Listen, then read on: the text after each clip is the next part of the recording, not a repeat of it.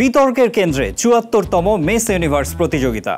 Miss ইউনিভার্সের ৭৪তম আসরে এক অনুষ্ঠানে মিস মেক্সিকোকে প্রকাশ্যে অপমান করার জেরে তীব্র বিতর্কের সৃষ্টি হয়।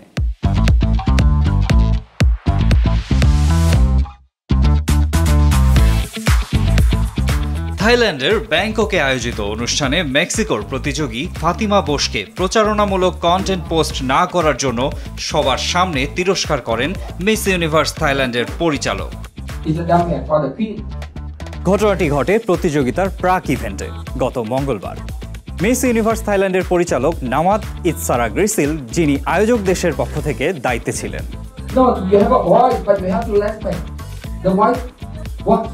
মিস মেক্সিকো ফাতেমা নাকি থাইল্যান্ডকে প্রচার করে এমন কোনো কন্টেন্ট পোস্ট করেননি সোশ্যাল মিডিয়ায়।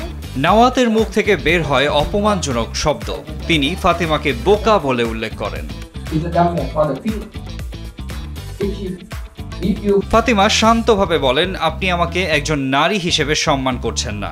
ফাতিমা নিজের অবস্থান ব্যাখ্যা করতে চাইলে নাওয়াত তাকে থামিয়ে দিয়ে গর্ধব বা ডাম্পহেড বলে হেয় করেন। পরিস্থিতি উত্তপ্ত হলে তিনি নিরাপত্তাকর্মী ডাকার হুমকি দেন।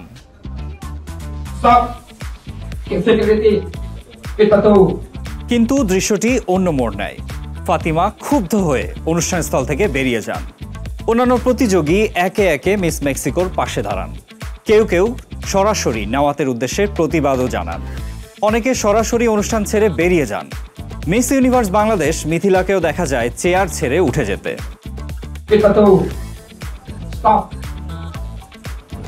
এই ঘটনাটির ভিডিও সামাজিক যোগাযোগ মাধ্যমে ছড়িয়ে পড়লে মিস ইউনিভার্স অর্গানাইজেশন পরিচালক নাওয়াতের আচরণের তীব্র নিন্দা জানিয়েছেন।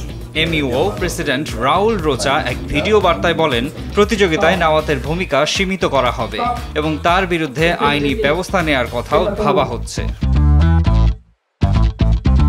এদিকে অভিযুক্ত পরিচালক নাওয়াত ইতসারা গ্রিসিল পরবর্তীতে তার আচরণের জন্য ক্ষমা চেয়েছেন।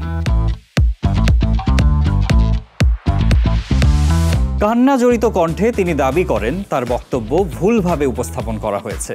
তিনি ফাতিমাকে গর্ধব ডাকতে চাননি, বরং বোঝাতে চেয়েছেন যে ফাতিমার কার্যকলাপ প্রতিযোগিতার ক্ষতি করছে।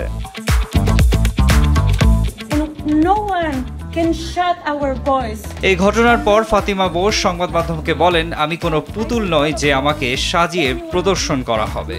আমি এখানে সব নারীর অধিকারের কথা বলতে এসেছি এবং আমি ভয় পাই না।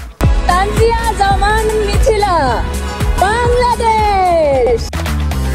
বিতর্কের মাঝেই আগামী ২১ নভেম্বর নতুন মিস ইউনিভার্স নির্বাচনের মাধ্যমে প্রতিযোগিতা এগিয়ে চলেছে। প্রতিযোগিতায় মিস ইউনিভার্স বাংলাদেশ তানজিয়া জামান মিথিলার ঝলক দেখেছে বিশ্ববাসী। তার আউটফিট এবং স্বতঃস্ফূর্ত উপস্থিতি মুগ্ধ করেছে প্রতিযোগিতার সবাইকে। মিথিলা কি পারবে কাঙ্ক্ষিত সেই মুকুটটি দেশের মাটিতে নিয়ে আসতে? অপেক্ষা ২১ নভেম্বরের। ভালো থাকুন, সুস্থ থাকুন, থাকুন পুরাই বিনোদনে।